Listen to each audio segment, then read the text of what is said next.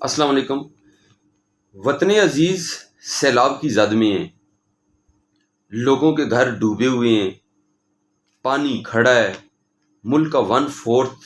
پانی کے نیچے ہے، لوگوں کو کھانے کی قلت ہے، اور اس چیز کا لوگ برملا میڈیا کے اوپر بھی اظہار کر رہے ہیں کہ ہمیں کھانے پینے کو کچھ نہیں مل رہا۔ اب اس دوران ہو کیا رہا ہے؟ خبریں آ رہی ہیں کہ کچھ چور ڈکیت ان بے یارو مددگار لوگوں کو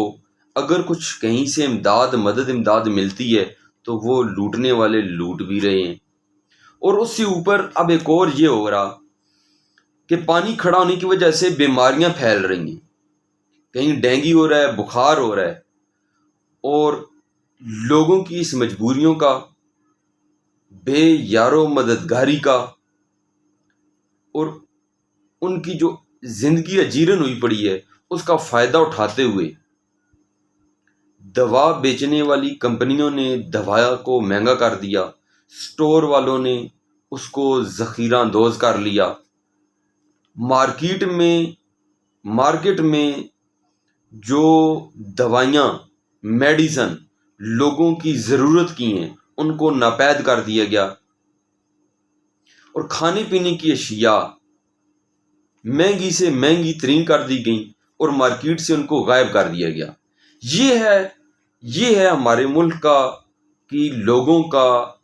آپ اندازہ لگائیں کہ وہ کتنا درد دل رکھتے ہیں اپنے لوگوں کے لیے، کہ وہ ان کے لیے چیزیں غائب کر رہی ہیں تاکہ دستیاب نہ ہوں، اور پھر وہ ان کو مہنگے داموں کے اوپر مارکیٹ میں لا کر بیچ سکیں۔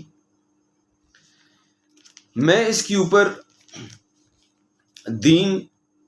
اسلام اور شریعت کے حوالے سے چند ایک باتیں بتاؤں گا کہ یہ ذخیرہ اندوزی کرنے والے بیسیکلی یہ پیسے نہیں بنا رہے، یہ جہنم کو خرید رہے ہیں۔ انسانی زندگی سے متعلق روزمرہ کی جو اشیاء ہیں خرد و نوش کو محض اس بنیاد پر ذخیرہ کر کے رکھنا کہ جب بازار میں ان کی کامیابی اور قلت ہو جائے تو وہ اس وقت ان کی قیمتیں بڑھا کر مہنگے داموں میں بیچیں، اس کو ذخیرہ اندوزی کہتے ہیں، اور عربی میں اس کو احتکار کہتے ہیں۔ رسول اللہ صلی اللہ علیہ وآلہ وسلم نے ذخیرہ اندوزی یعنی کہ احتکار کرنے سے سخت منع فرمایا ہے۔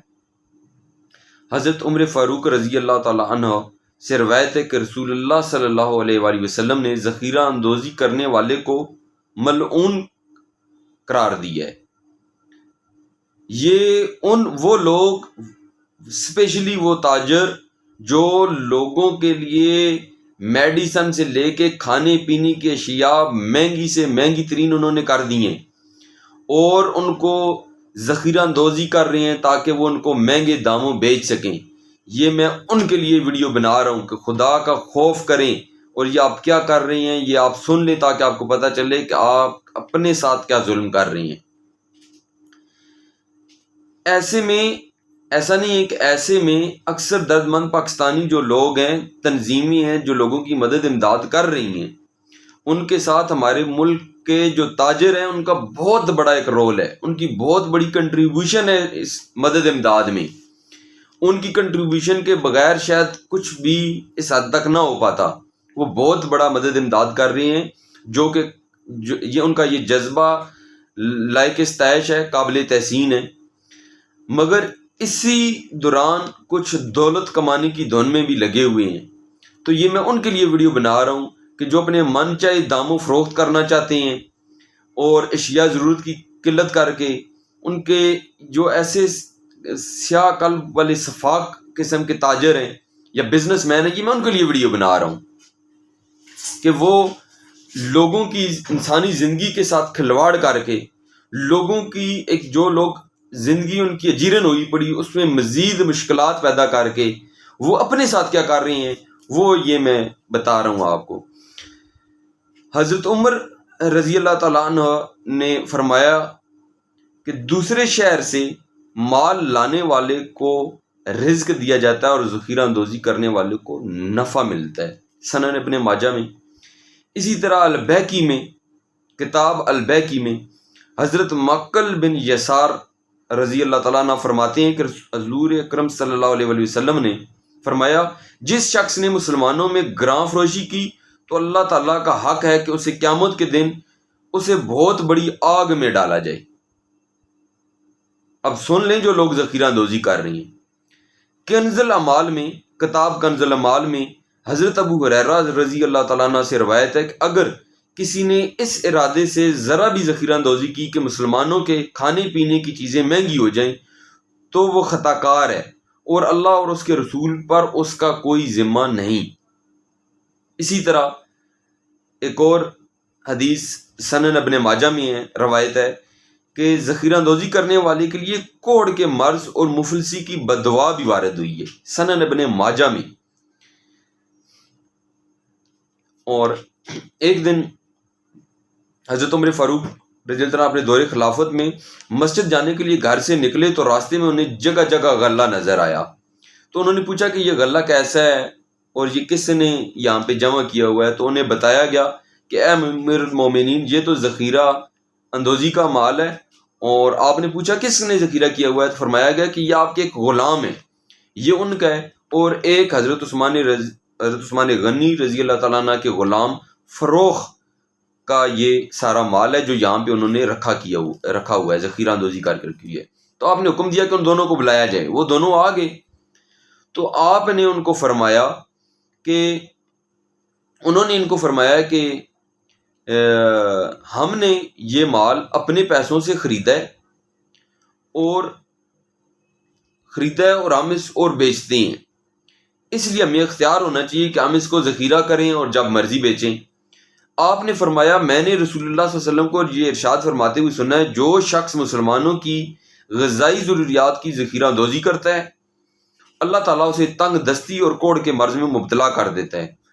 فروخ نے یہ سن کر اسی وقت کہا امیر المومنین، میں اللہ اور آپ سے وعدہ کرتا ہوں کہ آئندہ ایسا نہیں کروں گا۔ جبکہ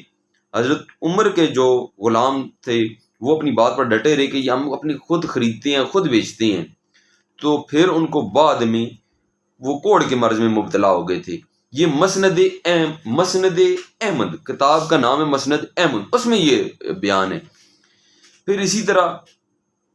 سورہ الحج میں، قرآن پاک کی سورہ الحج میں احتکار یعنی ذخیرہ اندوزی کے حرام ہونے پر جمہور علماء کا اتفاق ہے یہ حضرات، اور جو کوئی شخص اس میں ظلم کر کے ٹیڑھی راہ نکالے گا ہم اسے دردناک عذاب کا مزہ چکھائیں گے۔ اب سن لیں، علامہ ابن حجر ہیتمی انہوں نے ذخیرہ اندوزی کو کبیرہ گناہوں میں شمار کیا۔ وہ کہتے ہیں کہ حدیث کے ظاہری الفاظ میں جو اس پر شدید وعیدیں آئی ہیں، مثلا اللہ کی لعنت اور اس کے رسول اللہ صلی اللہ علیہ وسلم کا اسے بری و ذمی ہونا اور ایسا کرنے والے کا کوڑ اور افلاس میں مبتلا ہونا، یہ انہوں نے کہا ہے کہ یہ گناہ کبیرہ میں آتا ہے۔ پھر اسی طرح علامہ شوکانی وہ لکھتے ہیں کہ انسانوں یا جانوروں کی خوراک میں بلا تفریق ناجائز ذخیرہ اندوزی حرام ہے، لہذا جن چند روایات میں لفظ طعام یعنی کھانے کی اشیاء کا ذکر ہے ان کی وجہ سے دیگر مطلق روایات کو مقید کرنا درست نہیں، کیونکہ یہ تو محض مطلق حدیث کے اطلاق میں سے کسی ایک کی نسعن صراعت ہے۔ وہ کہہ رہے ہیں کہ جانوروں تک کی جو کھانے کی چیزیں ہیں ان کی بھی ذخیرہ اندوزی حرام ہے۔ پھر اسی طرح صحیح مسلم میں بھی حدیث ہے۔ علامہ رملی شافی وہ لکھتے ہیں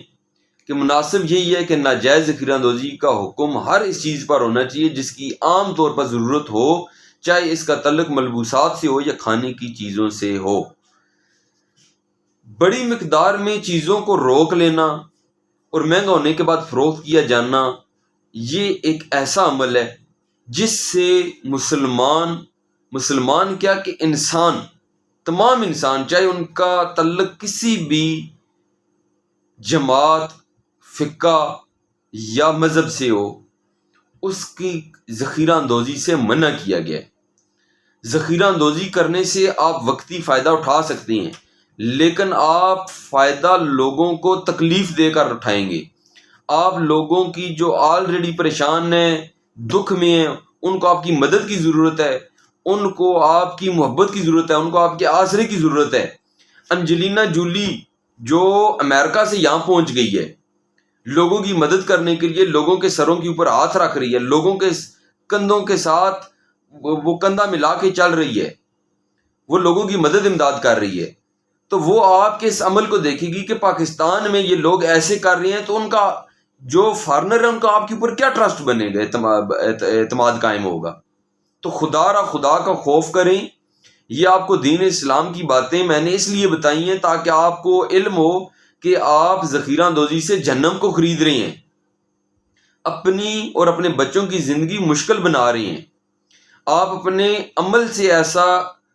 عمل سے کچھ ایسا کریں کہ لوگ، اسپیشلی غیر ملکی لوگ، آپ کو دیکھ کر رش کریں اور وہ اور آ کر لوگوں کی مدد امداد کریں۔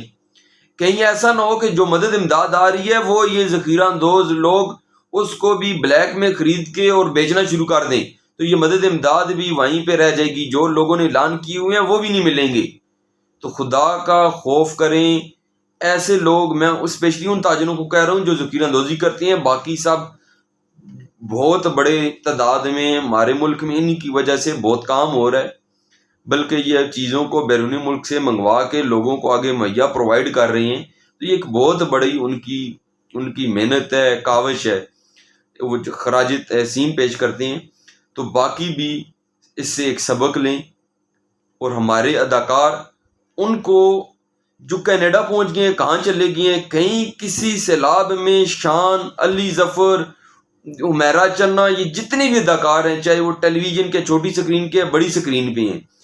سوائے ایک ایوب کھوسا کے کوئی کہیں نظر نہیں آ رہا۔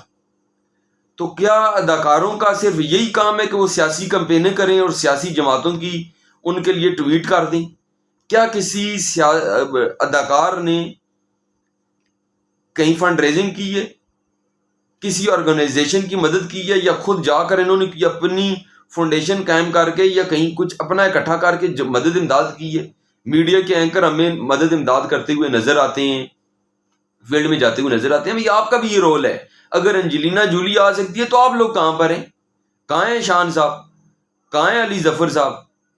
کہاں ہیں باقی دیگر اداکار، ٹیلی ویژن کے، ڈراموں کے، سٹیج اداکار؟ تو باقی جتنے بھی ہمارے لوگ ہیں، مختلف فیلڈ کے لوگ ہیں، اپنے اپنے پیشوں کے، خدا را آپ ان لوگوں کی مدد کریں۔ اسی طرح میں جو پراپرٹی کے بڑے ٹائکونز ہیں، بلڈرز ہیں، ڈیولپرز ہیں،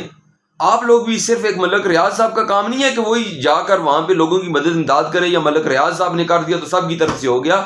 آپ لوگوں نے اربوں خربوں روپے کمائے ہوئے ہیں، آپ لوگ بھی آگے جائیں، لوگوں کی مدد امداد کریں۔ Thank you very much.